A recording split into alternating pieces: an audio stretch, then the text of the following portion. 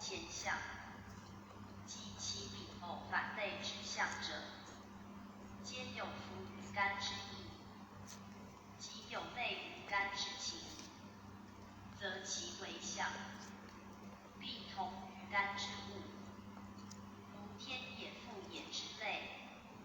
此亦是象之例。